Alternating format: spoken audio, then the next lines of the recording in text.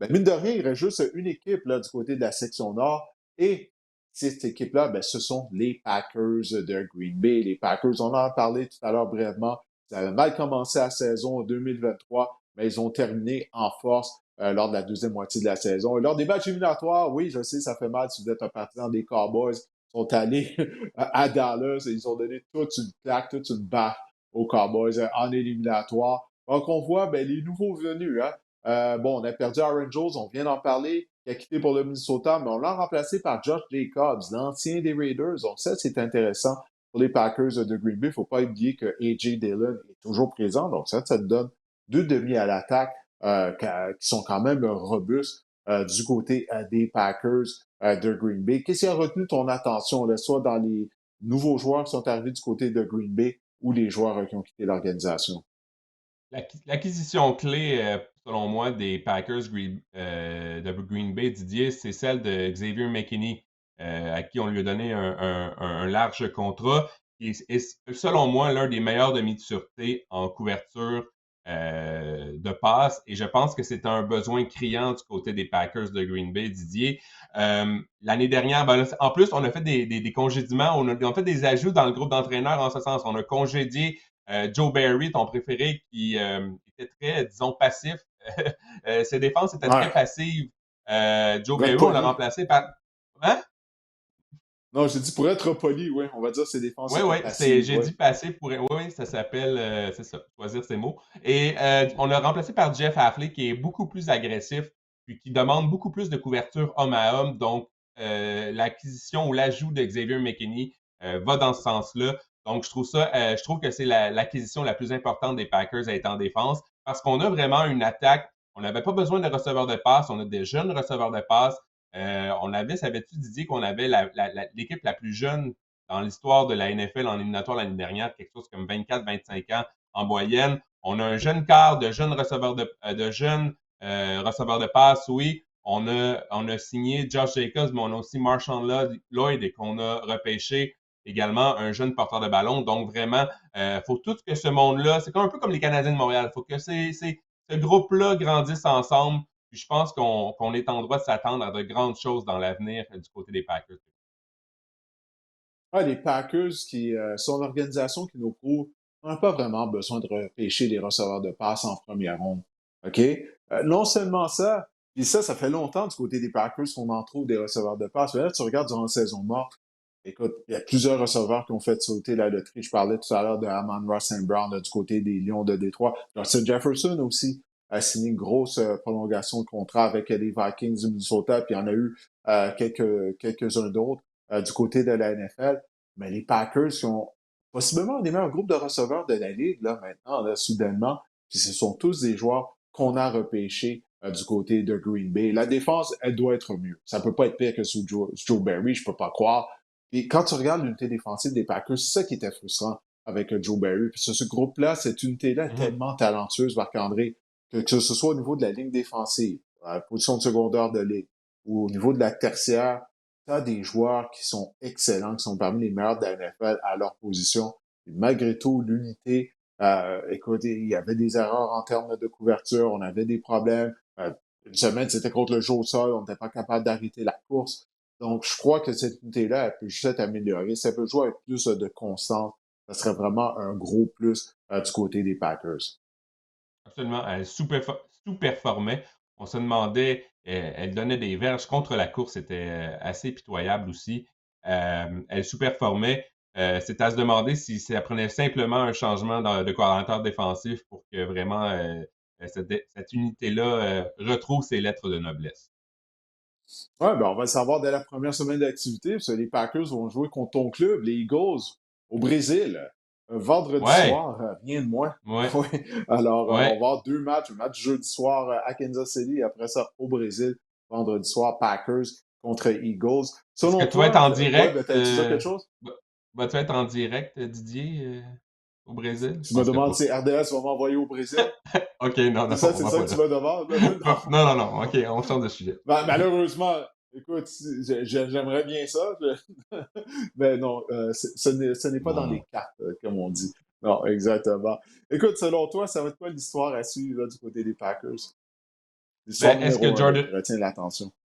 est-ce que Jordan Love va poursuivre sur sa lancée parce qu'il a connu un début de saison difficile? On se demandait, bon, c'est pas la solution du côté de Green Bay, mais il y a une petite lumière qui s'est allumée dans son cerveau en deuxième moitié de saison, tu l'as dit. 18 touchés, une interception à ses 7 derniers matchs. C'était l'un des meilleurs corps de la Ligue. Sa cote d'efficacité était la meilleure de la NFL lors des 7 derniers matchs en deuxième moitié de saison. Donc, est-ce que Jordan Love vraiment est le quart de concession ou est-ce qu'il est l'homme de la deuxième moitié de saison où il est un mix de l'homme de la première et de la deuxième moitié de saison, ça reste à voir. Mais si vraiment Jordan Love euh, continue sur sa lancée, tous les espoirs sont permis à Green Bay. Ouais, le choix d'emoji était facile hein, pour Jordan Love. De Mhm. l'amour, hein, le petit bonhomme qui envoie un petit bec rempli d'amour pour Jordan Love. Écoute, les Packers vont avoir des décisions à prendre. Hein, parce que Jordan Love, son échantillon, il est petit. Une saison comme carrière partante, comme tu viens de dire. C'est difficile en première moitié de saison. Mais après ça, en deuxième moitié de saison, il est statistiquement, du moins, il était un des meilleurs quarts de la NFL. Il est en mesure de gagner un match éliminatoire sur la route, en territoire adverse, à Il avait Dallas, été très contre bon. les Il a été Cowboys. exceptionnel dans ce match-là. Oui, oui, absolument, absolument. Mais toutefois, si tu veux lui donner un contrat d'une valeur moyenne de 50 millions de dollars par année, tu aimerais avoir un plus gros échantillon. Alors ça va être à surveiller la saison de Jordan Love. Quel genre de saison qu'il va connaître. Mais écoute, il n'y a pas de raison de croire qu'il ne va pas poursuivre sur sa lancée. Parce que c'était ça la question. Est-ce qu'il va pouvoir poursuivre sur sa lancée de la saison dernière? Il n'y a pas de raison de croire que ça ne sera pas le cas. On a parlé du groupe de receveurs qui est très jeune. Alors Love, avec ses receveurs de passage, ils grandissent ensemble. Donc, ils devraient juste être encore mieux, selon moi, en 2024. Absolument. Ah ben écoute, c'est parfait. Alors, pour les Packers de Green Bay, t'as rien d'autre à dire? Absolument rien d'autre à ajouter? C'est Ben ça, t'es non. d'accord Ouais. avec moi? Ben, Bon, ben c'est correct. non, non, mais on peut parler de Josh Jacobs. C'est un point d'interrogation pour moi parce qu'il a vraiment connu une mauvaise saison Ouais, l'année pourquoi, ouais? dernière. Parce qu'il a connu une mauvaise saison l'année dernière. Il est souvent blessé. J'ai bien hâte de voir ce qu'il peut apporter aux Packers. Est-ce qu'il est réellement meilleur que Aaron Jones ou on voulait tout simplement pas payer Aaron Jones? C'est aussi une question. J'ai hâte de voir ce qui.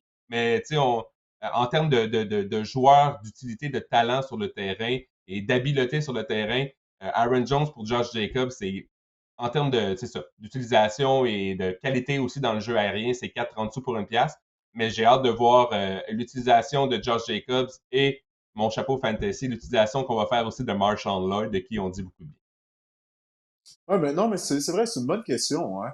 Parce que Aaron Jones, il était super pour les Packers. Puis lorsqu'il était blessé, lorsqu'il n'était pas dans la formation, ça paraissait, l'attaque des Packers n'était pas la même. Parce que A.J. Dillon n'a pas le même style de jeu. Il n'est pas un aussi bon receveur de passe en sortant de champ arrière. Pas juste ça, mais Aaron Jones peut le détacher de la formation, l'utiliser comme un demi-inséré. Il est tellement polyvalent.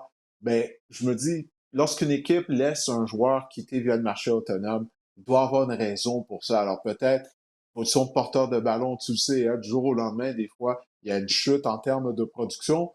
Mais en même temps, on remplace par George Jacobs, qui a beaucoup de kilométrage, lui aussi. Donc, j'ai hâte de voir là, lequel des deux connaîtra la meilleure saison. Est-ce que ça va être Jacobs à Green Bay ou Aaron Jones avec les Vikings du Minnesota? Ça va définitivement être à surveiller. AJ Dillon, qui est pour sa part dans les limbes, parti dans les limbes, va sombrer dans l'oubli cette saison, probablement, à moins qu'on ait beaucoup de blessés. Ben, réserviste. Un rôle de réserviste, Ouais, tout mais simplement. c'est Il dommage. va obtenir du temps de jeu pour... C'est un gros porteur de vas-y. ballon qui avait un certain potentiel, puis on voit que ça ne fonctionne pas au niveau de la NFL, malheureusement pour AJ Dillon.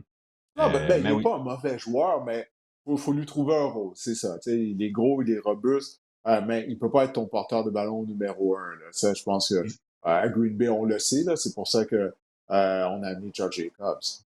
il s'apparente plus à un centre arrière qu'à un porteur de ballon, Ah, selon moi, AJ quand Dillon. même. Ouais. Pas, pas si peu que ça. Il est plus agile qu'un centre arrière, tout de même. Il est plus agile, mais D'accord, bon. d'accord. Excuse-moi. Je vais essayer de le défendre un peu. Ben écoute, ouais, combien de victoires pour les Packers, selon toi, cette Euh, année-là? L'année dernière, ils ont été en mesure division. de participer aux éliminatoires. Puis on voit dans le bas de l'écran à droite, excuse-moi, mais leur fiche lors des 5 dernières saisons. Alors, pour toi, 9 plus ou moins de 9 victoires et demie du côté des Packers? Ben, ça va être un plus pour moi. Je pense que cette division-là, ça sera 4 formations qui vont patauger les pires. La pire formation de cette division-là va patauger entre 8, 9, puis les meilleurs en 10, 11, 12, 13 victoires. Je pense que ça va être la compétition sera relevée, que les fiches ne seront pas vraiment aux extrémités. Il n'y aura pas une équipe à 4 victoires dans cette division-là. Donc, pour moi, les Packers, 10 victoires. Je serais assez confiant de dire que les Packers vont atteindre ce nombre de victoires-là cette saison. Bon, ben, je suis avec toi. Je suis avec toi à 100%. 10 victoires au moins pour les Packers de Green Bay, donc plus que 9,5. On vient d'en parler, c'est une formation qui a du talent autant en attaque qu'en défense. Joe Barry n'est plus là. On va voir ce que Josh Jacobs va donner, mais je pense vraiment que Jordan Love va poursuivre sa lancée de la saison dernière. Alors, au moins 10 victoires pour les Packers de Green Bay.